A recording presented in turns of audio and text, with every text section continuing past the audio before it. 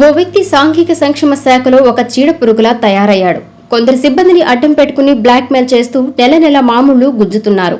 అలాంటి వ్యక్తిని అంబేద్కర్ జయంతి రోజు జిల్లా కలెక్టర్, జిల్లా ఎస్పీ, ఉన్నతాధికారుల సమక్షంలో స్టేజ్ పైకి ఎక్కించి నీతులు చెప్పించడం అంటే ఇంతకన్నా అంబేద్కర్ జయంతికి దౌర్భాగ్యం మరొకటి లేదని భావించవచ్చు. ఇలాంటి స్టేజ్లపై జిల్లా కలెక్టర్, ఎస్పీ, శాసనసభ్యులు, మంత్రుల పక్కన నిలబడి ఫోటోలు తీయించుకుంటాడు. ఈ ఫోటోను బాగా పబ్లిసిటీ చేసుకుంటాడు. ఈ పబ్లిసిటీనే నగదు రూపంలో మార్చేస్తాడు. సోమవారం అయితే చాలు, జిల్లా కలెక్టర్ నిర్వహించే పీజీస్ వద్ద ప్రత్యక్షం కావడం, గ్రామీణ ప్రాంతాల నుంచి వచ్చే అమాయకుల దగ్గర నగదు గుంజడం, న్యాయం చేసినట్టు నటించడం నిత్యకృత్యం అవుతోంది.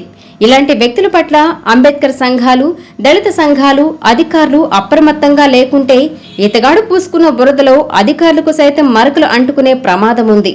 దళిత సంఘాల పేరుతో దగా చేసే కొప్పోలు రఘు లాంటి వ్యక్తుల పట్ల అప్రమత్తంగా ఉండకపోతే పెద్ద నష్టమే అని పలువురు సూచిస్తున్నారు.